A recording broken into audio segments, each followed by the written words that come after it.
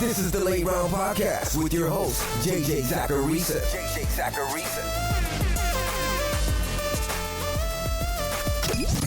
What's up, everyone? It's JJ Zacharisa, the editor-in-chief at FanDuel and at NumberFire.com, and this is episode 350 of the Late Round Podcast, one of many shows that are part of the FanDuel Podcast Network. Thanks for tuning in. I've watched every XFL game so far this season, and I can tell you that it's been pretty enjoyable. It's been a pretty enjoyable experience. To make it even more enjoyable, though, you should check out the XFL contest over on FanDuel. Just make a lineup with your $100 salary, sit back, and watch Landry Jones and Cardale Jones tear up opposing secondaries. Just head to FanDuel.com, click the XFL tab, and find the right contest for you. The first question in this week's mailbag is from Twitter. It's from @BadBlunt. How do you compare rookie draft picks to current players? What are some examples of players that you would give up for the 101 to 105? So I actually did a study on this about 2 years ago, but it's slightly outdated now, just given what we've seen from more rookie classes. The general vibe of the findings was that you're probably overvaluing rookie picks. You probably think that they're worth more than they actually are, which means trading them for sure things isn't a bad idea. Now, that doesn't mean that you should just trade away all your rookie picks, because first off, they're currency. You still have to play the market in Dynasty. Because you value a veteran player more than a rookie pick doesn't mean the rest of your league does. You need to accumulate value, and trading all your rookie picks doesn't accomplish that. Your team might also need to get younger. You may need to take some chances, and that's what the rookie draft is for. If you're rebuilding, you shouldn't be trading first-round picks for wide receivers who are in their late 20s and early 30s. As for how you compare rookie draft picks to current players, I think the easiest way to do it is to look at a 3-year window. Where will the player that you have or want to get be in 3 years? How is he going to produce? And then compare that to the potential rookie. But then on top of that, you got to think about where that player's market value is going to be. That's not necessarily a 3-year window thing, but never forget the general ups and downs that players can go through. So basically what I'm saying here is that straight up, veterans have better expected value in terms of fantasy points scored than what you're going to get from particular spots in your rookie draft. That's just for the most part. And it's way more true at wide receiver than it is at running back. And it's also way more true for non-top half of the first round picks. But at the same time, you can't just give up your rookie picks for those veterans because those veterans are going to lose value faster. Now, as for the examples in this year's class, let's just say that someone like DeAndre Swift goes in the first round. He'd automatically be a top 10 dynasty running back, or he should be ranked that way. Like, it's totally normal and reasonable to rank him with someone like Joe Mixon. Because the hit rate for first-round running backs is awesome. You're getting him without any NFL experience under his belt, so he's got a lot of time for production. And he's got a ceiling that's ambiguous. So he's got just as good of a chance as someone like Joe Mixon to join that elite running back club, that elite tier. It's also different for running backs than it is for wide receivers because you're going to naturally get more immediate production from running backs. That's generally why I focus on that position in rookie drafts early on, especially if I've got a top half of the first round pick. Now, this next question kind of plays into that. It's from @FFObserver. At what point in recent rookie drafts do most picks generally stop producing wide receiver or running back 2 or 3 numbers in their careers? Is there a cliff? Maybe too hard to determine. Thanks.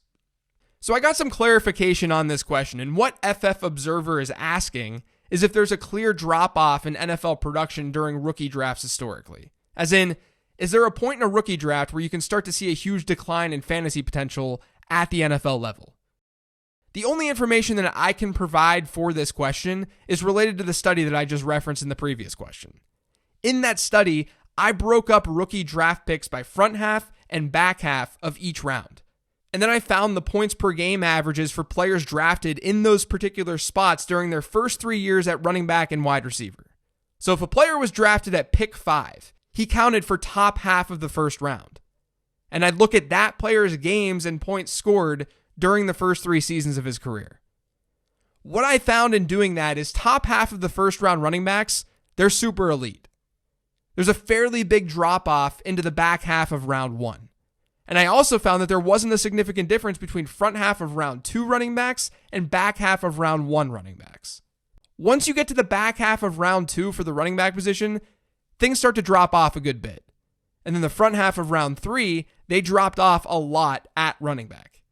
So if I were to generalize, I'd say that the top 20 picks in rookie drafts is where a running back drop-off seems to occur, at pick 20. And then the top 6 picks are really elite. Now, doing the same exercise for wide receivers showed different results. They take more time to develop. So front half of the first round wide receivers don't generally give you that significant of an edge over back half first round wideouts until year 2 or year 3. And the biggest edge happens in year 3. And honestly, the data shows that once you get to year 3, when you're looking at the third year of NFL production from these rookies, there's only about 1.5 points per game difference between back half round 1 wideouts and wideouts selected in all of round 2. So similar to running backs, the drop-off happens at wide receiver after round 2.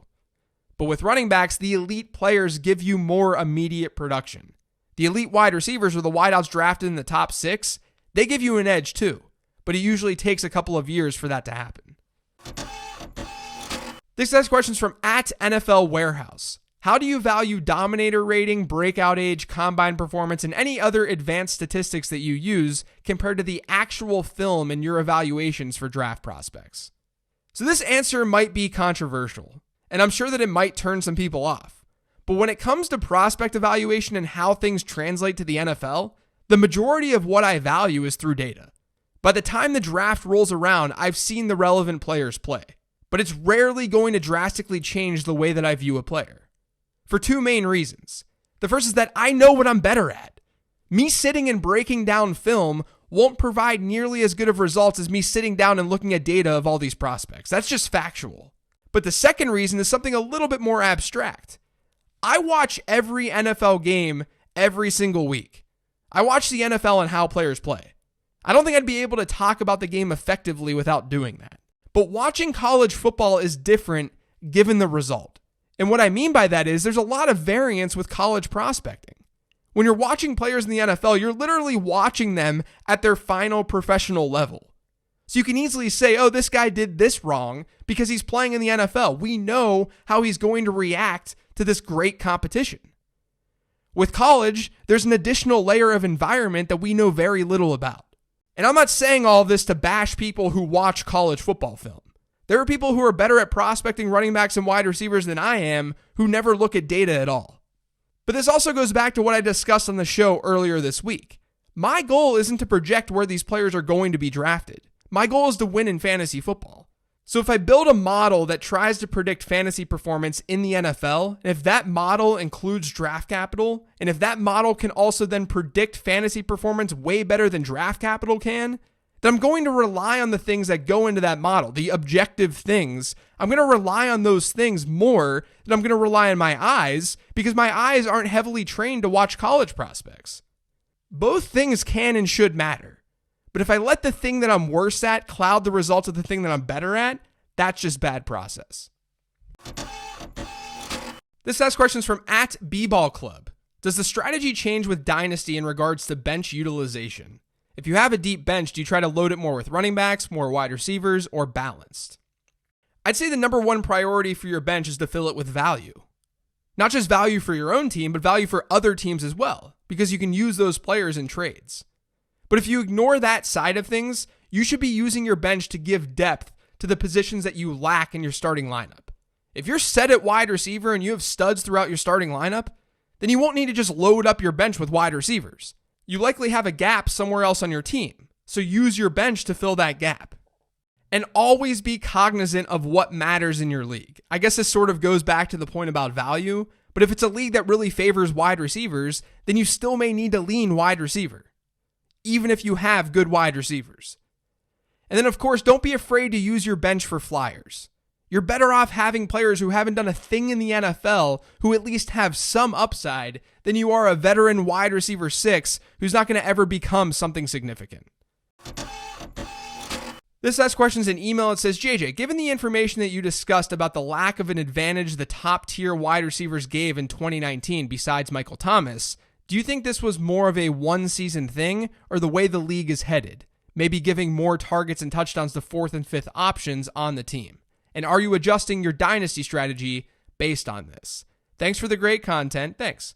Danny, Savannah, Georgia. Yeah, I think on that show I noted that this is something that wasn't just a one-year thing. It was just really emphasized in 2019. I do worry about the consistency of elite wideouts year over year right now. Not that I think that DeAndre Hopkins or Michael Thomas is going to suck next year, but they've got to really outperform their competition to be in that top tier. And according to the data, that's become increasingly more difficult for these wide receivers to do. So even though I usually zig when people are zagging with their running back and wide receiver selections, it's hard to sell that with wide receivers right now. As a result, the elite running backs need to be looked at first, and that goes for Dynasty as well. This next question is from @Nurlybird. I'm a Florida guy, JJ. What NFL player from one of our 3 NFL franchises will have a breakout season this year? Preston Williams is my pick for this. The ACL recovery makes it a little bit harder to back this take 100%, but he was on pace for a 120 target rookie season. That was before he got hurt. And he really wasn't a bad prospect at all when you push aside all the off the field stuff.